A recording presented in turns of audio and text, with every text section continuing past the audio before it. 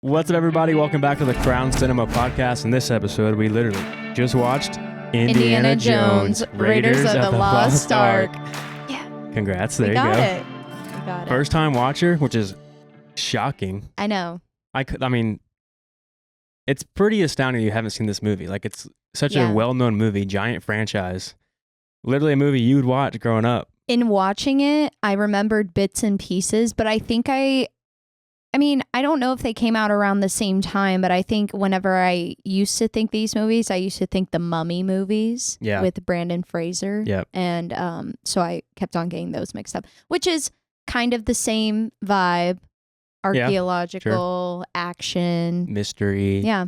I really liked it though. Bro, from top to bottom, this movie is damn near perfect. Yeah. I mean, it's very, it like hits everything that you want it to hit. Even like the symbolism, the things that they do, it's very simplistic and it's kind of like obvious. Yeah. But there's nothing wrong with that. Right. You know, I think it matches the whole entire vibe of the movie, even for it coming out, in the 80s, which is funny because we just did Ghostbusters. Yeah. And especially like the effects at the end and stuff. I was like, wow, that is so Ghostbusters. Right? It looks the same. Yeah. Even like Spielberg's, the way he shoots this movie, it's incredible. Like, his framing of shots, the way he puts multiple characters in the frames, the way he moves the camera, he'll have action happening behind the subject to where like then the focus changes where you see something in the background. A camera will move in a particular way to then reveal something as a character is doing something. So like he's giving you so much information through each shot he shows. So like just expertly crafted. It's like a textbook perfect movie almost. Yeah. And there's a lot that happens and it's not confusing. Right. Because like towards the end there, I think whenever they got it out of its hiding place, the Ark, I was like, oh, okay. Are we going to high five now and just send it to the museum or whatever? But there was so much more left of the movie. But it was done very well, especially for the time. I could definitely see why this is such a big hit. Yeah, and Harrison Ford, come on. Because it's like it can be a big complex concept, but they keep it so simple and they work you through a very simple plot when it's so big, so that way you don't get confused. Because like a lot of stuff does happen, the movie flows well, it paces well with like good thing happens, bad thing happens, good thing happens, bad thing happens. There's never like a drag. It's always like once something happens, you immediately know the next problem that's going to be faced. Like something happens immediately. Yeah. But they take you on the story, and with the simple plot of a big concept, they work you through it very well. So it's so easy to follow, despite it being this religious archaeological stuff. You don't know maybe the history behind all this stuff, but they give you the explanation without it being boring. So they really work you through it perfectly, so that way everybody can follow it. Kids can follow it, adults can follow it. It's got some violence in it that's like not kid friendly. There's some pretty violent scenes sometimes. Yeah, I mean, they show like dead people. Like once they like get the arrow through their neck, they show it. Yeah, right. I mean, it looks pretty fake. Like I'm sure a kid now would look at that and be like, are you kidding? But like, there's like a dummy. Yeah, but there's scenes where like a dude's head gets blown off, or somebody gets shot in the temple and blood pours down his face, or somebody gets chopped up by the blade of a plane and you see all the blood splatter on the windshield. Yeah. So like you don't see it. It's not that gory, but there's still a lot of like pretty big violence that maybe a kid wouldn't be comfortable watching or a parent wouldn't be comfortable showing their kid. I don't know. I think a kid like growing up in the 80s could definitely watch this movie, because also like I feel like they weren't paying attention as much to what kids were watching. Now there's like a lot more restrictions on things and difference in parenting, and that just comes with generations. I don't know though, because nowadays kids have access to the internet, so think about kids cussing. Like kids, I know. I think they're exposed to more stuff unintentionally though, but I think parents are more helicoptery in what they choose to show them. What kids see at school, they have no control over, and so I feel like inadvertently they are like exposed to more stuff. But I think like a kid could go to the movie theater and see this movie in the 80s. Yeah, I think it would have. Okay. Yeah.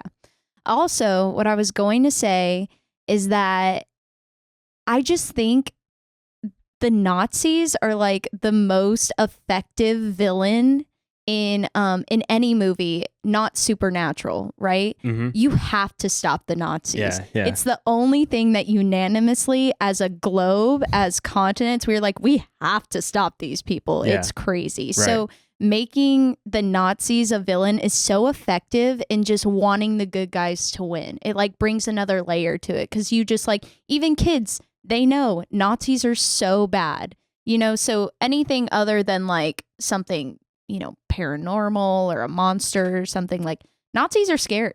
Yeah. In literature and anything. And you kind of can have the criticism that it's a cheap cop-out to pick a Nazi as your enemy because like what you're saying, it's such an easy enemy to root against. Yeah. And so it's a very easy pick of a screenwriter to be like, okay, they're Nazis. So now like automatically you don't have to do much to really persuade the audience that we need to beat them. Yeah. But in this story, I'm trying to think, there's really no other, in this story and in this world, the Nazis are kind of the only one that makes sense to be the enemy that's powerful enough to stop this arc and like have these digs. Because it has to be a big enough force to have enough money to go in and excavate and find it, get enough motivation to want to find it. If it's just like a big archaeological team, then the evil part, you have to like work more on the story of like why they're evil. So it distracts from Indiana Jones. It distracts from like the adventure part because you now have to spend time showing the audience that yes, this big archaeological team or whoever the other enemy might have been that they wanted to write wouldn't work. So I feel like the Nazi is the perfect enemy to pick in this movie. I agree, but at the same time, you think of what was going on in the 80s. You could have easily made it Russia and made it the Cold War. Sure. I thought of something funny. It kind of reminded me. So let's just say theoretically that if Hitler got this ark and brought down the wrath of God, it would have been a totally different world. So you can say that Indiana Jones almost single-handedly ended World War II. Because eventually, you know, we know how history plays out and Hitler falls. But if he would have had the ark, maybe he wouldn't have. Just like in Rocky. Yeah. Rocky ended the Cold War. Yep. He brought Russia and the Americans together. Indiana Jones stopped the Nazis. Stopped the Nazis. Single-handedly. Stopped Hitler. Okay. What do you rate it? World War II. Oh, I don't know. I mean, I kind of felt... I don't know. I get all those warm, fuzzy feelings with classics and stuff. I would say it's up in the 8s. Really? It's like an 8.7. Is that what I gave Ghostbusters? I don't know. I don't remember. I think that was like, I really like my 8.7s. Yeah. I'm going to give this thing a 9. And if I was doing points, I would have given it like a 9.8 or something like that. I was going to say, I feel like it's almost a 9. Because there's really nothing for me to criticize. I think the movie top to bottom is perfect. The only one criticism I have, which you really can't because it's just the time, is like the fight scenes aren't really that believable, but it's just because now we're so used to having realistic action with John Wick's type movies. Nowadays, if there's not like believable action, it takes you out of the movie.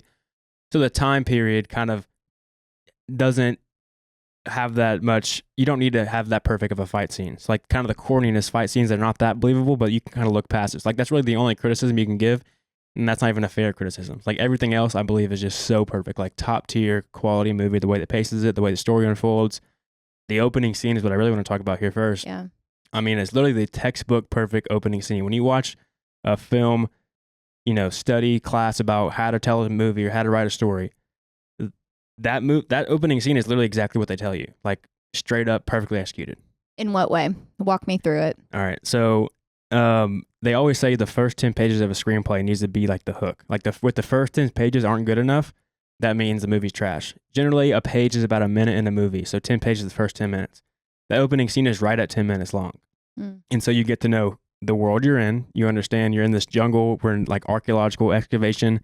There's booby traps. So now we know there's like a lot of weird things that are happening, secrets and booby traps and things that are hidden. So like you're going into a different secret world that has like dangerous things. So now in your head, you know what could come in the future.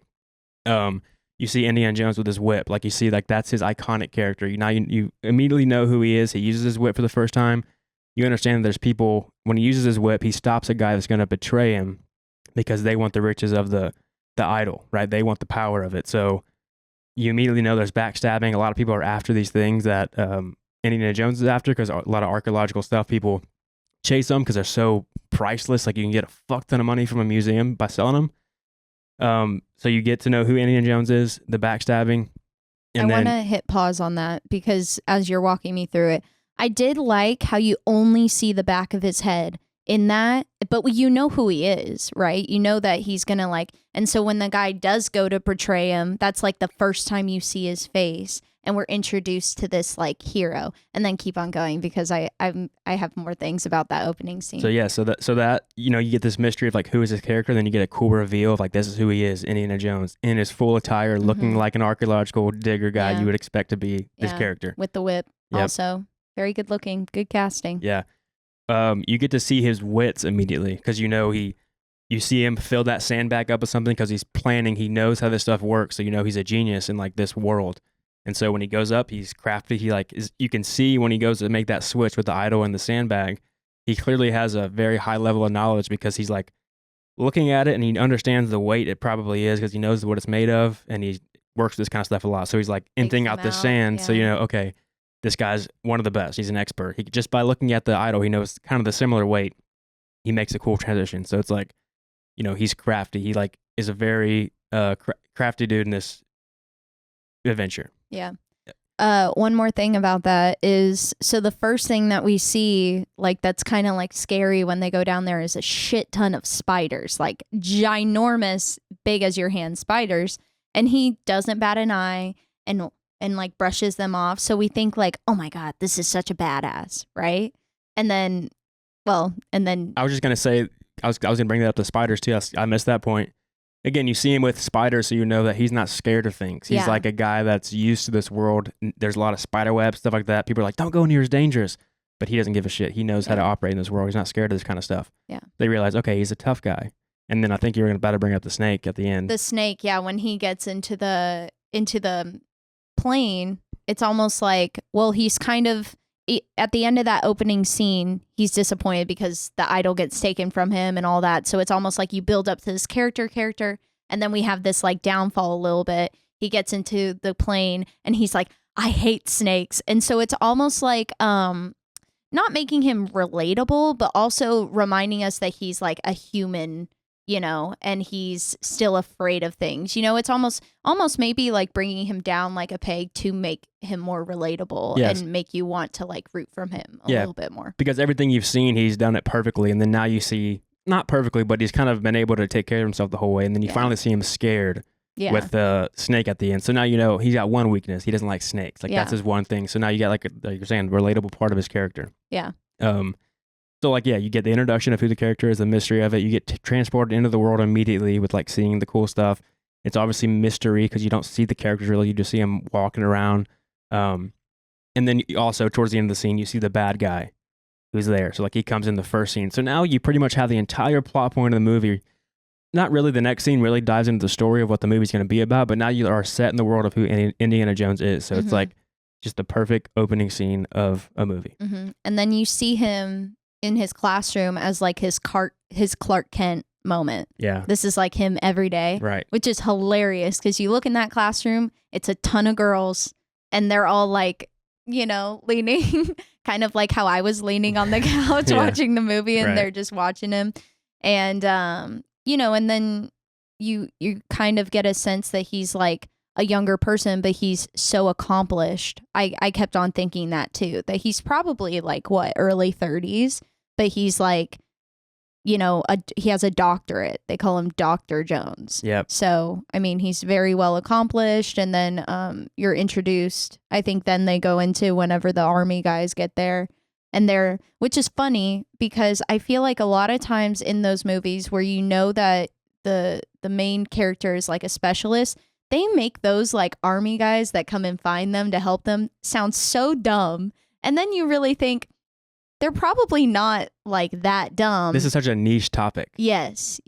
So it's like, I feel like also in a sense presenting someone that would be like so outranking like Indiana, just going to him for help and then making them seem so dumbed down, like almost heightens his, you know, he's like the biggest person in that room in that sense with these like generals. Yeah. You know? Because that opening scene's great. And that second scene, which sets the stage for what the movie's going to be really about, you again see it's like they're giving you a lot of exposition. Like they're just kind of explaining what the plot is. Nothing really happens action wise.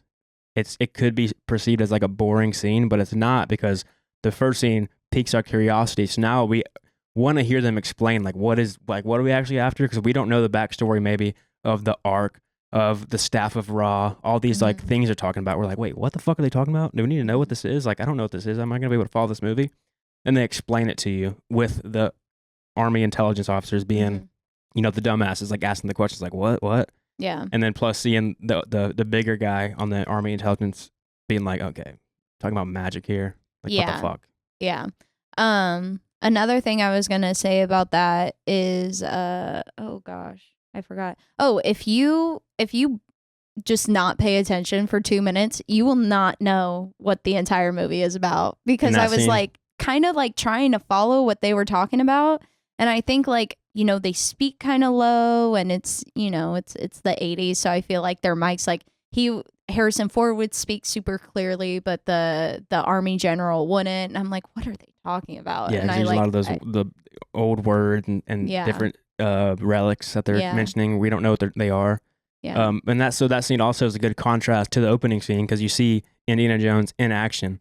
If that scene was first, which that wouldn't make sense just by what happens in the first scene, but like we get to see Indiana Jones first be the action guy. We can see he's very capable in this situation. He can, get out of booby traps. He can outrun things. He knows how to take care of himself.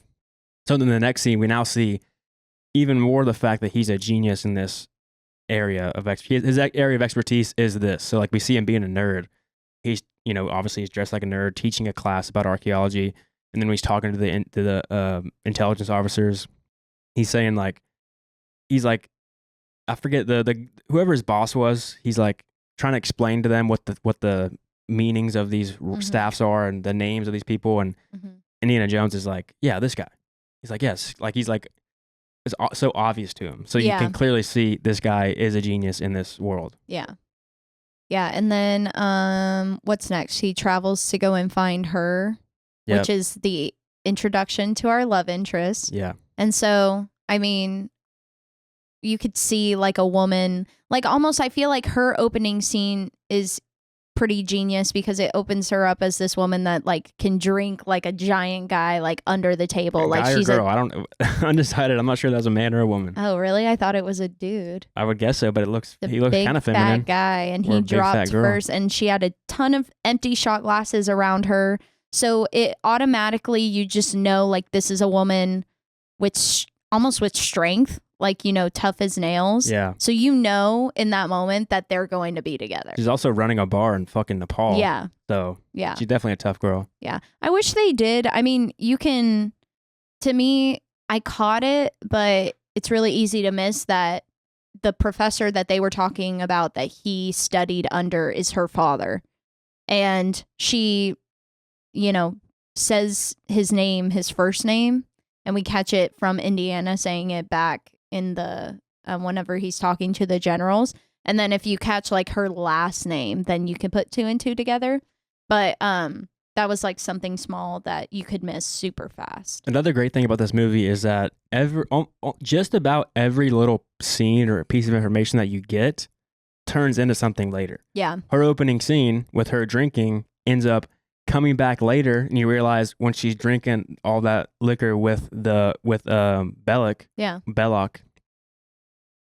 we know she can handle her liquor. She can drink a fuck ton of stuff and barely be drunk. Yeah. And so when she's like laughing and shit, you're like, she's conniving. Yeah. She ain't drunk. She's playing this man for a fool. Yeah. So, like they do that so well. Like every little thing you get, it's gonna come back later. Yeah. So like it's the movie is so tight. Like everything they include in it is like perfect. Yeah, very textbook. Yeah, that's what I'm saying. It's a textbook movie. Even like the dialogue is so textbook. Because like if we can go back to that second scene when he's explaining now the arc and all that stuff to the intelligence officers, whenever they're like connecting the dots for the audience and they're talking about the arc, and he's like, Indiana Jones goes on this like long rant about what the staff does and how it can pinpoint exactly where the location is, and the guy goes, the location of the Ark of the Covenant, and he's like that's what the Nazis want.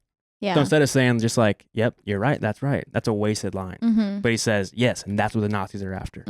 It reiterates it in the audience brain. It reiterates it and moves it to the next step. Because it's not just saying yes, you're correct, and then somebody else says the Nazis want that. It's like Indiana Jones says it immediately. So like the progress of the movie and what they're talking about always inches forward. Yeah. It's not like a wasted line. Yeah. Interesting. Also her, I think using her as like, I think it's pretty textbook to use the girl as a bartering chip and damn near the entire movie, that it's like, well, she's what that guy wants, so we're going to put her in a pretty dress, and there's nothing wrong with it. I'm just saying it's pretty textbook in that, but there's like a little twist that she has some teeth to her and she can fight, and she's, I'm assuming pretty accomplished as well, with her father being, so renowned. But yeah, I was just going to say they dress her up in pretty dresses and make her be in distress and all throughout the movie, and, nice little character. Yeah. Yeah. Because, I mean, this is an obvious example. We kind of already mentioned it, but like the snake in the beginning, that's information that you get, and then that turns into something bigger later when he has to go into a pit of snakes. Like literally face his biggest fear and drop into this pit of snakes to get what he needs. Yeah. So like that gets brought up later. Yep. Why did it have to be snakes? Yeah. There's something else that gets brought up. I think choosing a whip as your iconic like weapon is pretty crazy. Hey, he gets some use out of the whip though. I know. I think it's okay because now we just all know, but I'm like, I just think like I'm like different character, not archaeological. Like it could be a little out there. Yeah, you think about it, but then maybe an argument for it is that it's a whip, so it can be a weapon to get things away. It also can act as a rope to tie things up to you and to swing from shit. So it's honestly, it's pretty useful for him and what he does. Like he uses it all the time. Well, yeah, and what I'm saying is that it fits because it's probably like an older weapon. Him just knowing things from like way back in time and like collecting. I mean, we see his house and it's like all of these like ancient artifacts, whether they're real or not, but that's how he decorates. So it makes sense that his choice of weapon is that, because probably throughout his travels and just throughout his adventures, he's like, well, maybe some ancient civilization used it for this. And, he's like, this is obviously the best. You don't run out of bullets. You don't have to sharpen it. It's not, you could keep it on your waist, all the things. I'm just saying. It's an odd choice. Odd choice. It is but an odd choice. Iconic. My dad has the Indiana Jones whip. That's cool. Yeah, and it's like has a noise on it. So when you do it, it goes bam, bam, bam, bam. Oh, yeah. It's because when George Lucas told Spielberg about the movie and his idea for it, because Spielberg wanted to make, some type of, I forget what he wanted to make, some similar type of movie to this, and he was with George Lucas somewhere, like on vacation, or they were met somewhere on vacation. And George Lucas is like, well, what about an archaeologist that uses a whip? Like that, like the whip was like from the jump. Like George Lucas had the whip in mind from the beginning, which is just funny because it is such an odd choice. In the same sentence as the biggest like part about the character. Yeah, because if you're just trying to make iconic movies, you got to give an iconic weapon that no other character would use. Like a whip, you don't think about a whip using like a gun. Sure, everybody uses a fucking gun. Yeah. A rope, okay, sure. I mean, most people use a rope too. That's not kind of crazy. That's not iconic. But the whip, that's iconic. You're gonna remember Indiana Jones for his whip because he can use it. He gets a lot of mileage out of it. He's able. He's such an expert at the whip. You got to just be like, I guess I don't know how to operate a whip that well, because he can somehow loop it onto a anchor to swing from. Yeah. But then he can get it off. How the fuck you get it off? There's like some scenes in the other movies I'm pretty sure where he like whips it and he like does something like and it undoes it. Yeah. Like how did that undo it? If you were swinging from it, would that not undo the whip? Like how's it? Well, no, because I'm thinking if you like put it over and it flips like over like let's say a beam or something, when you put the weight on it, then it'll tighten the loop. I would think to get it off, you just loosen it and pull it up, and then loosen the. Yeah, maybe whip it and it unravels maybe itself. Maybe we should do an investigation.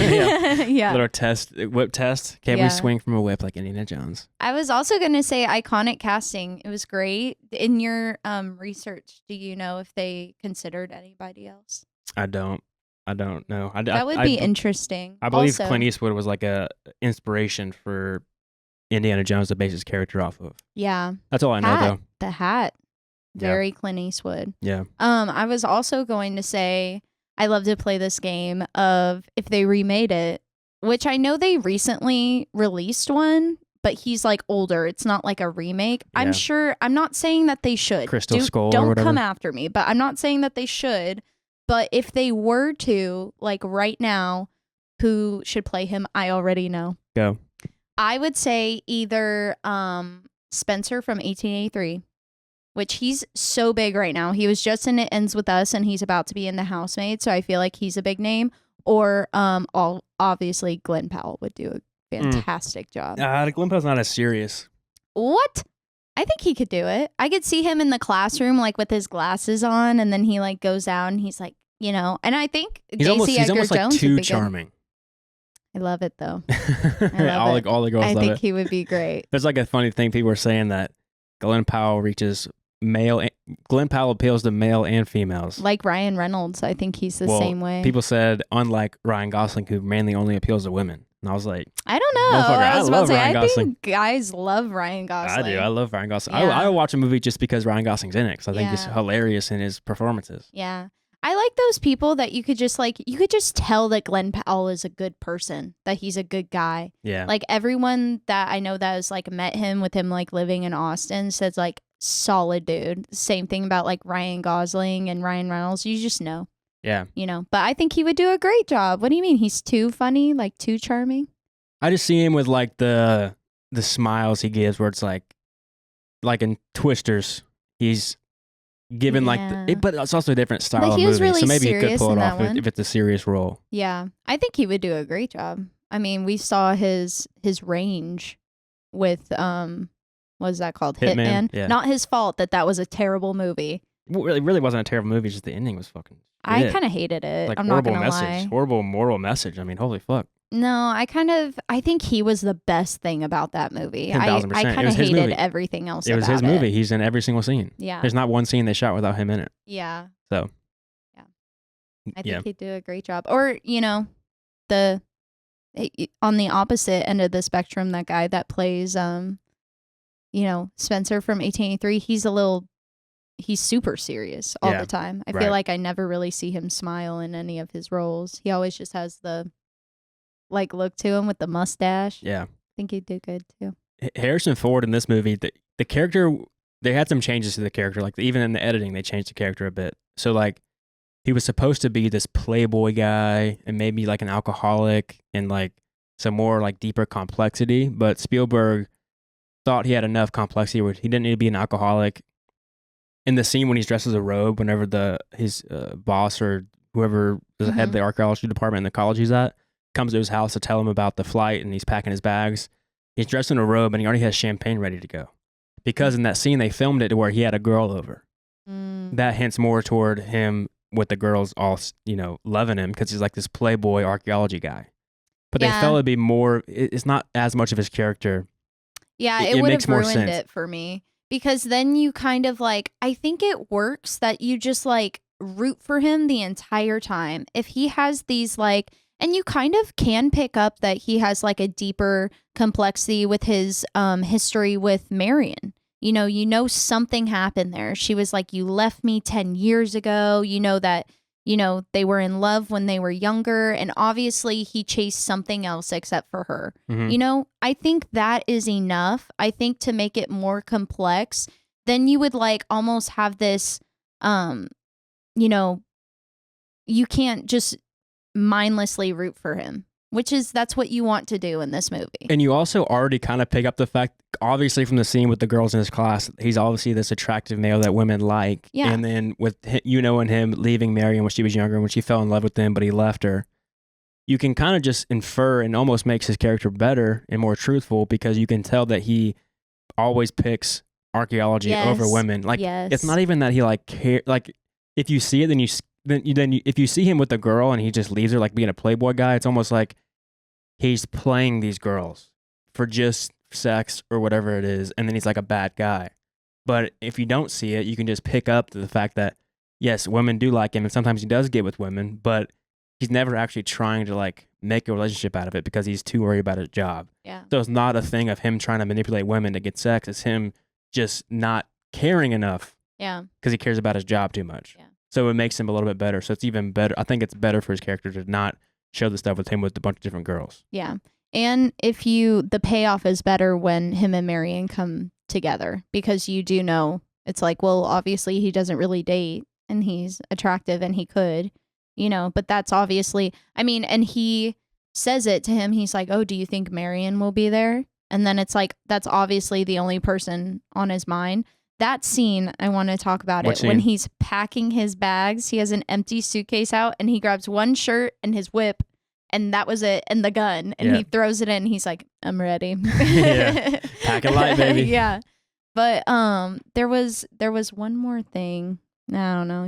It'll come back to me. I can go back to him being that Playboy character that they changed in the edit, because they shot it that way. You can even pick up on some dialogue lines that would hint toward that change. That would hint toward the thing that they changed, because him being a Playboy, Marion, when they're walking through Egypt in Cairo, and she tells him like, why haven't you settled down with the girl and have 9 kids like your friend? And he says something like, oh, you know me, I wouldn't do that, that's not for me. Or no, he says, why don't you think I did? Like, yeah, he says something along the lines of, well, you don't know that I don't. He's like, oh, she's like, oh, please, I know you don't. Yeah. It's like that kind of hints toward him being that Playboy, because she knows who he is. He's not going to settle down. He's a Playboy guy. Yeah. Like, there's that line. But I like the line where he was talking about her father, and she was like, you were his star pupil. It must have taken a lot for you to leave him. And he's like, not much, just you. Yeah. So it's obviously there's a lot of weight on that line, because, it must have taken, he loved his mentor. He loved probably the situation that he was in, but he left because of her, because probably he didn't want to like settle down. He wanted to keep on like chasing and putting his life in danger, and having a wife and potential children don't really fit with swinging from whips into snake pits. Yeah. Which is also, I wanted to bring up, whatever idol he took in that opening scene, they must have cared way more about to protect than this ancient like relic, because he just picked it up and walked it right out of that tomb with nothing. But then to hold this idol, you gotta do the sandbag, and then there's the iconic like boulder like rolling past him, and then before that you have to not step on certain stones because of the textbook stuff. But to be fair though, that ark was buried because it got transported somewhere, and then for an entire year a sandstorm rushed sand over that place. So now they didn't have time. Plus it's older probably. That ark is way older than that one relic. Yeah. So maybe technology didn't have enough booby traps. But there also is in a pit of venomous snakes. True. Which is kind of cool symbolism, because like it's the Ark of the Covenant, it's God, and so what's protecting it? Snakes and serpents are there protecting it. Like God's one thing that he made that's like the predator in heaven, the serpent that tricked Adam and Eve. Yeah. That's what's there, that's what's there ready to stop you from getting the ark. Yeah. Interesting. Yeah, the symbolism in this movie is pretty not in your face, because I will say I didn't pick up on that one. Good one. But like the only time he rides a horse, I pointed this out. I'm like, oop, white horse. Yeah. That's right there, that our hero's about to save the day. Yeah. This is just cool, practical, knowledge of how they made the movie. You can notice in that snake pit that there are a shit ton of real snakes, but there's also a lot of fake snakes to fill it up. Like you notice that a lot of the snakes on the ground, like underneath the moving snakes, aren't moving. So like they put a lot of fake snakes and then a lot of real snakes over it to like make it look like 10 times more snakes. Yeah. But obviously they had to put like a fuck ton of snakes down there if they're going to actually fill it up, which is crazy. And that's, then that's harder to control on a set too. You think they lost any snakes? Because there's a shit ton of them, and they had like fake ones mixed with the real ones, and the fake ones look pretty real. So it's like, how do you know which ones are the real ones, which ones are the fake ones? And then the shots of them like going in inside of the holes in the wall and stuff, I was like, dang, that looks really good. Mm-hmm. And for the time, like if I was a kid watching this in the movie theater, blown my mind. And it's crazy because it's interesting when you could see technology evolving, because then you could really like place yourself, like us being kids and watching like Avatar for the first time. We were like, holy shit, this is like some other futuristic shit. And so like watching this in a theater or watching Ghostbusters in a theater, you're probably like, oh my God, look at it's floating. Like, how are they doing that? Right. You know? Yeah. But it's like so soundstage. Yeah. Like, so, like the green screen area with the lightning in the back and stuff like that. Yeah. Yeah. I'm like, man. Going back to the snakes, you'll notice too, just in movies, if you just start looking for it, every movie has the same type of snake. Pretty much. It's a ball python in almost every single movie because that's like the most tame snake. That's the number one pet snake people have because the one that was in the airplane. If there's ever a snake close to somebody and you can see it and it's a real snake that's moving, because probably the king cobra is probably a fake snake they use because clearly you're not gonna put a fucking king cobra in front of Indiana they're Jones. Staring like right into its eyes. I'm like, oh my gosh, yeah. So like that's obviously a fake snake, but anytime you see like a real snake, like the one that dropped on Marion's neck whenever he like pushed it off, that's a ball python. Yeah, but those big snakes, that's like what's on the Everglades because like that's the most popular snake and they're so tame. You know, now that you bring it up, when I saw that one big ass snake in there, I was like, that seems like it doesn't fit with the rest of them. No, because they're all they look like the black mambas, you know, like the really like sleek black ones. Yeah. And then the king cobras are in there. And then you see one giant bald python, I guess. Yeah. And I was like, that looks like it doesn't fit. Should be in a jungle somewhere. Yeah. All those big ass snakes you saw were all the pythons because like they don't bite you. They're not looking for humans. They're when they get scared, they don't attack you. They like ball. They're called ball pythons. So when they get scared, they like ball up into a ball. Yeah. To protect themselves. So like, you know, if you just notice in movies from now, watching them, almost every snake that they handle or touch or are around is usually a ball python because they're not going to bite you. Yeah. Which is cool. Like that's one that always like, you ever go to like a birthday party where somebody brings a snake guy and you get to hold some snakes and shit as a kid, you know, the number one they have like you hold and put on your neck is a ball python. Yeah. It's not going to strangle you. It's just like such a tame snake. I don't think that's what Brittany danced with. She danced with that yellow. That's a python. Oh, is it? Yeah, just a different color. They have like different types of colors. They breed them to have different colors. I had a pet snake at one time. That's why I know this information. Wow. Whoa. I used to watch this show called Snake Bites TV or something like that. They had like a cool snake shop and they would just teach you about all these cool snakes. That's such a boy thing. It really is. I feel like I was pretty tomboy, but that's like pure boy to just be watching snake shows and stuff. Snakes or spiders? Ooh, snakes. Because you can, dude, you can handle a snake. You can just fucking grab its neck and you're okay. You got it. It's fine. You know, it's not gonna get you. But a fucking spider. But they're so fast. Not snakes. Not really. They can like whip around and get you. Some do, but some aren't that. Like most snakes aren't that fast. I think that I would rather do a spider, and it's because I can't see its like eyes or mouth. That's the problem. That's why I don't want the spider. Okay, I can't see it. I don't know. I would. That's you know where the danger is on a snake. I've held like a tarantula. They're very calm. Sure. Yeah. But fucking, it's little. It can crawl around you. It's got webs. It can jump around. It's unpredictable. A snake, it just fucking slithers. So you can just like step on its head, pick it up by the neck, or back away from the bite zone. I think if I fell into a pit, I would rather them be snakes because you can track them better. That's with spiders, they're like everywhere. But if there was like one in front of me, I would take a spider over a snake. No, still snake. Because they're bigger, so you can see them. Now I'm in. No, for sure snake for me. I don't know, but I say that, but seeing that big ass tarantula on our balcony, I was like, my soul left my body. I was like, oh my, I'm not moving. Yeah, that was insane. Yeah. Now, my favorite scene and moment from this movie, which was actually an accident, but thank God it was an accident because without this scene, it's like such a great Indiana Jones moment.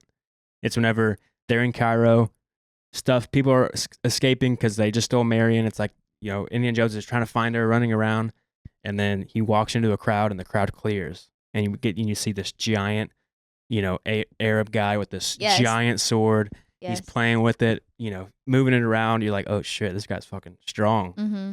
Then Indiana Jones looks at him, gun, kills him immediately. Like, that just shows Indiana Jones is so practical. He doesn't care about the show. He's like, I'm not going to fucking fist fight you with this sword. Like, I have a gun, bitch. Let's go. Yeah. Shoots him. I was also going to bring up that scene because one that we were saying, textbook. It is kind of textbook that's like, you know, when you're playing a video game, you work up to the boss. And so it's almost like in our heads, it clears and you're like, oh, that's the boss. He's dressed in black. He's dressed differently than the rest of them. Which is funny because anytime I see something like that, I think of Kill Bill.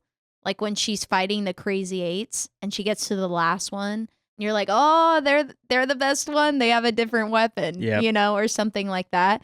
But it just also shows that, yes, this movie is like textbook, and the things that are supposed to resonate with the audience are so simple, but then they have those twists. Like, are you kidding? Like, I'm just going to shoot you, But also, it's so American for him to do that. Why? I just think it, to use guns, like, over just a sword, be practical. Yeah. Be like, come on. Like, but so that scene originally was supposed to be a big duel. It was going to be a giant showdown fight where Indiana Jones is going to like battle this guy with a sword. But during shooting, or where they were shooting, he got sick from the food. So he was going through something. So his stomach was all fucked up and he was like struggling to shoot the scene. So like there's no way he could have done that action scene. He's just too sick for it. So instead they just said, okay, fuck it, just shoot him. Yeah. So because of that accident, because he was sick, they created that iconic moment, which is like, I mean, everybody remembers that from these movies. Like that's like literally the iconic moment from the movie is him deciding not to fight this guy and just let's just be practical and end this right here, shoot him, and he turns around like idiot. I don't know if it's the iconic scene. Maybe one for you. Okay. I guess the real iconic one is the sandbag with the idol. Still no. The rolling rock. Yes. There we go. I think that's what Disney made the like I think they have a ride at, is it Disney? Oh yeah, because they bought George Lucas's film company. So I think in the ride you're like riding next to him and there's an actor like running away from a boulder that's rolling down.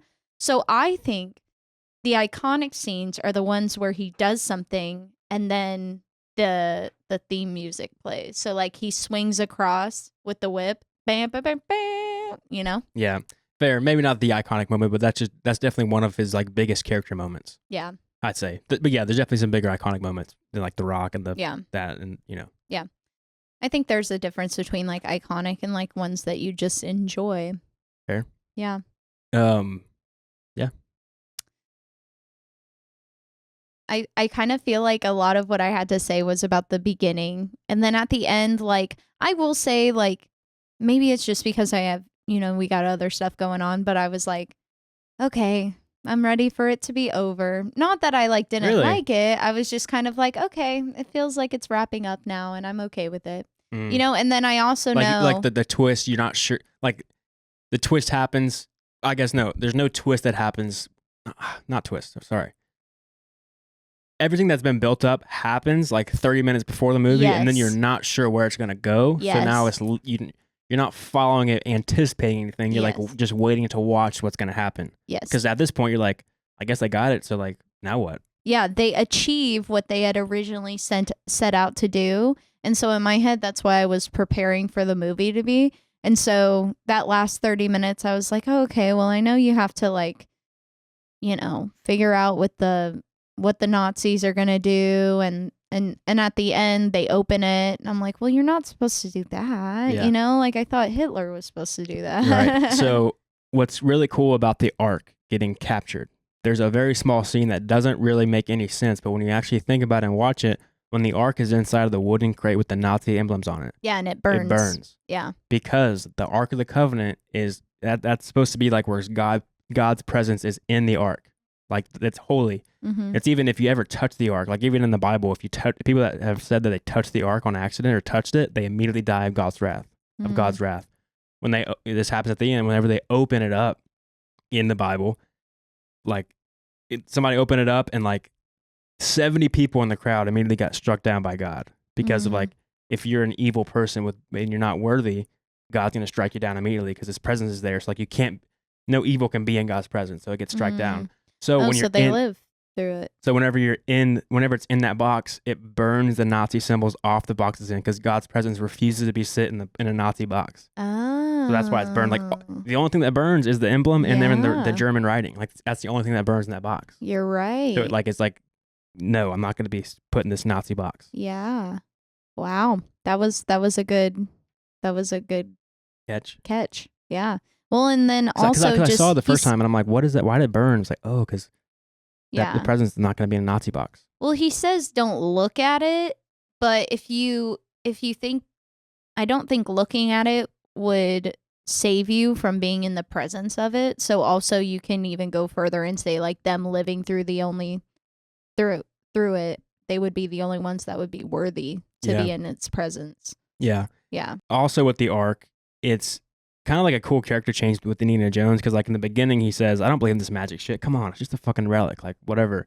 And then at the very end, he's seen enough shit and he's like, oh, fuck, this is actually real. And he studied it, so he knows like all the myths around it. So he's like, fuck. He's like, don't look, don't look. So now you realize he now sees that this stuff's real. He's like, oh, fuck. He's like, don't look at it, don't look at it. Yeah. Because he realizes that there's actually some real shit. If he didn't believe it wasn't real, he would have looked at it and not worried about it. Because he's like, this is fake. But once he starts seeing shit happening, he's like, oh, maybe this is real. Yeah. It doesn't really seem like something that should even be in mortals' hands at all. And it definitely shouldn't be in a warehouse with everything else. Yeah. At the end, that they just wheel it in and put it with all the rest of the important shit, which there's something to be said about like, well, we don't really care to have it, but Hitler definitely should not have it, which I agree. I feel like it even makes a point of, because in archaeology, a lot of stuff is gate kept by other archaeologists, and they even some big world organizations will shut down things from being excavated because there's things in there that maybe they don't want people to know about, or history that's tucked away in secret. And so that's kind of like a lot of stuff that's happening. Conspiracy theories are wrapped around it, obviously. And so, but for some reason, a lot of these archaeological digs are not being excavated, because then if they find something, it may change the entire like basis of what archaeology says right now about the human history. And so, you know, think about the Vatican. Underneath the Vatican, there's miles of shit that they are keeping secret from people, that are all archaeological stuff, that are relics and different things from the past that they won't let anybody see. It's like, why is that the case? And then they take the Ark of the Covenant, bro, and they find it and they tuck it away and hide it and nobody can see it. Yeah. Like they're hiding it from the public. Like, nope, we're not going to put this out there. Yeah. Just kind of make another point to like all these secrecies. The reason why we don't know about it is because the government steps in and fucking hides it from us. So it maybe even brings it back to real life, to where now it's like, very oh my God, real. this could happen, because maybe it is tucked away somewhere. It's lost, air quote, but maybe they might have it. There's rumors of where it might be. So like, I feel like that's kind of what they're commenting on, maybe, or at least that's what I pick up from it. Yeah. Do you think we should really, because listening to like Trump on Rogan, and he was like, well, I know you want to know about all this alien stuff. He's talking about if he gets elected, what he'll, and like releasing like the JFK files and stuff.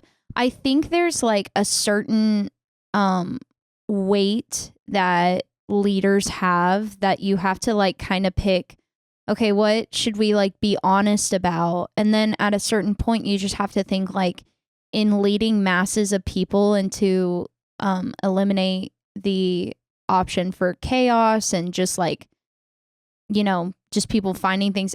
I think it's something to be said about keeping things from people to preserve, you know, I guess peace, you know? Sometimes I feel like we shouldn't know all those things, you know, because then whenever people worry about stuff all the time, you don't really have harmony in things, you know? It's also it's like such a powerful thing that people don't know how to handle. And if it comes out that the Ark is somewhere, people could be trying to steal it to then manipulate the power again. So like, that's why they maybe took it away too, because it's like, we can't have anybody know about this shit. Yeah. Like a nuclear bomb is like, fucking put that shit away. Nobody can have this. Yeah, that's why they don't let us know about aliens. Ooh, maybe. Yeah.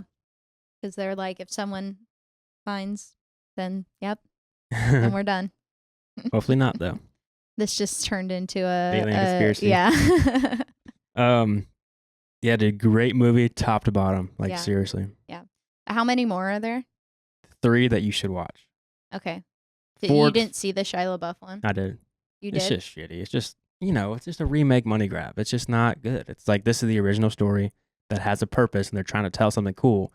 The next one, they're just trying to keep it going. I think there's room for another. Not the next one. The one they remade, they're keeping it going. The 2 and 3 are probably not as good as the first one, but I do remember them as a kid liking them. I haven't seen them in a minute, but I think there's room for something like this in making a movie, but maybe doing something more original, but like something archaeological, historical, you know, something that has to do. I think it would be pretty big today, especially if you found a way to modernize it and tie it to something that's very relevant right now, but still make it that like ancient relic that you have to go on this ginormous adventure to find. I feel like there hasn't been one like that in a while. Because they're just remaking shit. They're not betting anything on originals. Yeah, I guess I wouldn't say, name Glenn Powell's character Indiana Jones, but I'm saying like maybe a thing like that, but make it completely modern and not cheesy. Yeah. And like a really good Tarantino, that's your 10th film. Ooh. That would be super cool. That would be cool. I'm glad because he was going to write this movie called The Movie Critic. That was supposed to be his last movie. It was kind of like going to be about his life a little bit and like, maybe at least more tied to it or something like that. But I'm kind of glad he didn't because that's kind of going the same thing as Once Upon a Time in Hollywood. Yeah. It's like movie industry. We get it. Like, okay, let's see you make some like original story. Like, let's see a fucking Western again. Or let's see something like put us in a new world. Okay, so what I love about his movies and about his anthology is I feel like he just hits something on each, whether that's genre or what the movie is focused around. It's the dialogue, it's the person, whatever. They have samurai-esque with Kill Bill. Yeah, kung fu movie, martial art movie. Yeah, you have like Civil War with Django, and then you have the 70s with Once Upon a Time in Hollywood. You just hit like war movie with Inglourious Basterds. Dude. So good. Also, one of my favorite top Nazi movies, or World War II movies. But I think something like this, or dude, a sci-fi, that could be super cool. That would be crazy. That'd be crazy. I think he was slated or like wanted to make a Star Trek. Yeah. That was a few years ago though. That's when I think they were still hot on when they remade them, which are pretty good remakes. I think once he makes his 10th and final original movie, that's when he starts to direct other people's scripts and start doing like those kind of movies because he wants to make his 10 originals while he's in his prime, and then maybe when he gets older and he's like gonna make some movies that he just directs or maybe just writes. I read on Lights Camera Barstool, he was on a podcast and he said he would never watch the Dune movies. Isn't that crazy? But then he also said that he loved Joker too. I'm like, bro, I can't even trust you anymore. Maybe he did say it, but I didn't listen to what he said. I think he said it on a podcast, but I haven't seen his quote where he said he loved it. I just know he gave it props to what it is. Yeah, because he said that it was a big FU in the face of like movie makers. Yeah, like Todd Phillips is the Joker because he tricked you. Yes, the guy that made it. Yes, he was the Joker. Like he literally said, y'all wanted a sequel? Here you go. Fuck you. Here's a Joker sequel. Yeah. And that could be the only reason why he likes it because I think I think Tarantino's just has that personality where he likes to say like fuck you to anything that you think he's going to do, or anything that audience think that artists are going to do. Which makes him, in my opinion, a true artist at heart. But I think him not watching, like in that quote, he was like, I've already seen that story. I watched the old one. I don't need the same story. I'm like, okay, but how, like you're just depriving yourself of modern movie culture. Modern movie masterpieces. Yes, masterpiece, genius. And also what an FU to that like brilliant director that's so relevant right now that's putting out this franchise that's just, I mean, so influential in movies right now. He's just so pissed of the remakes and so pissed of the intellectual property type movies. True. He's like, let's get the fucking originals. We've already seen these stories. Can y'all come up with some new shit, please? True. I mean, and I agree, but also you can't like separate, like you're just going to throw a blanket over that one, like, and just include all those movies. Like Seriously. This is an amazing movie, like probably one of the best of the last like 10 years, I would say. Easily. I mean, that movie's fucking... Best sequel I've ever seen in my life. Part 2 is insane. Yeah. Well, maybe best sequel. Yeah, best sequel for sure. I can't think of a better sequel other than, Top Gun Maverick. Yes. That's a pretty fun good sequel. But what makes that such a good sequel is it was just as good, but huge time jump. And then they were able to nail the technology. Like, that's like... To me, you have to work harder for that to make it good, and they just executed it brilliantly. Yeah. Dune, it's a better movie than the first one. Yeah, I would agree. I think I enjoy the first one more just from the nostalgia. I grew up with it. It was like my favorite movie growing up. But as an adult like, I would say Top Gun Maverick is a top 10 for me. Dude, it's so good. Yeah. It's, I mean, because they use they one up themselves. Yeah. They Your had dad the first loves one. that movie. It's so good. They one up themselves. It's not, they had enough hints to the first one where you paid homage to the first one, but it was different enough, but also the same. Yeah. But also better. Yeah. Which is how you should do a sequel. The sequel, if you want to make a good sequel, it needs to be better than the first. You got to outdo yourself. Like that's why we started watching those for a few dollars, the Dollar Trilogy by Sergio Leone, because each movie gets better in its own right. Like they're individual movies, but like each one tops the first, the one before it. Yeah. They constantly get better. So like that's how you should do a trilogy. The trilogies most of the time or sequels. It's like first one amazing, second one, that was fucking terrible, or man, it's all right. Yeah. Versus like, dude, the second one was so good, like so much better. Dune, yeah. Yeah, exactly. Yeah. But Dune really, like, I'm not so sure you could even call it a sequel because it's a continuation of the first story. So like they're kind of like that's one story. Yeah. So like it is a sequel as in the terms of like 2 movies released, but it's part 1 and part 2. Yeah. So they were meant to be together. Well, and what's so cool about those movies is that they stand alone and they're good.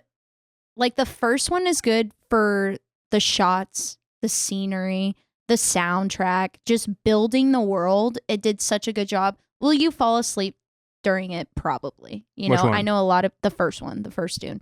I know a lot of people that fell asleep during that first one. If you're stupid.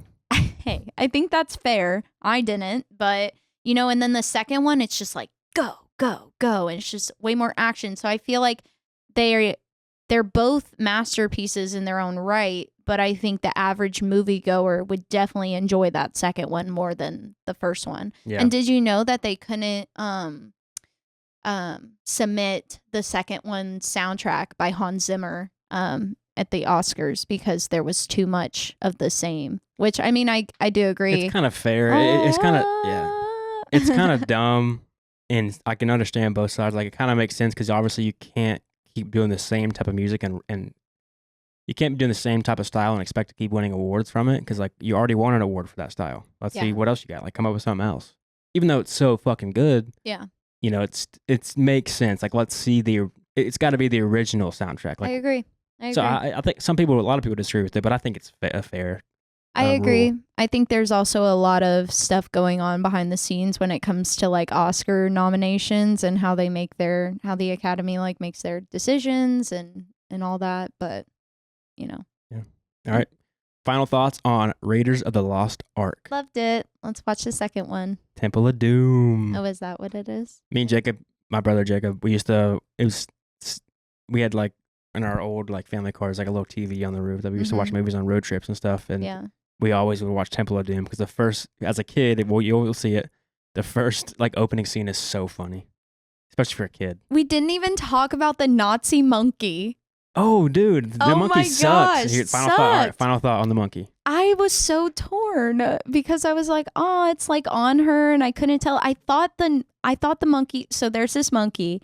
And he clings to Marion from the beginning. And she's like, at first, she's like, oh, I hate this monkey. And then, like, next scene, she loves it. And then he goes back to his owner and he literally hails Hitler, a monkey, a little monkey, puts his hand up, hailing Hitler to the Nazis. He was betraying them. He was playing them. He was. And he deserved to die. Updates. He was doing monkey business. Good one. I can't believe I forgot about that. That was like one of the most. That was like your biggest talking point was the Nazi monkey. I was like, what the hell? Nazi monkey. No. Indiana Jones, Raiders of the Lost Ark, great movie. Literally perfect from top to bottom. I usually don't give 10s. This would be a 10 worthy if I did give 10s out. But I don't think that's fair that you never give 10s because then just people know that like it's not attainable. That's the point. What's the closest one to a 10? Django Unchained. You didn't give it a 10? Have you done that one on the podcast? No. Oh, shit. Maybe I whip out a 10 for that That's bad boy. That's a good one. Or Inglourious Bastards. Dude, that might be a 10 for me. I love that movie. Yeah. That's such a good movie. That's a good movie. Yeah. But if you haven't seen... Lego Batman. Yeah. Nope. Well, sorry. Thank you guys for listening. Let us know what you think about Raiders of the Lost Ark. Let us know if you agree with our discussion on it. Let me know your thoughts on it. Let's hear your review and what you love about this movie. We'll see you next week. We're out.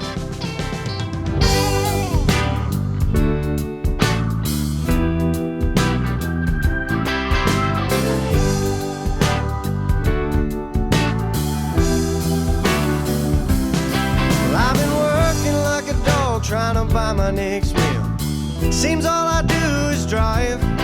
And when the boss man sends my next check in the mail, I'll have enough for closing time. And I've been cussing like a sailor since around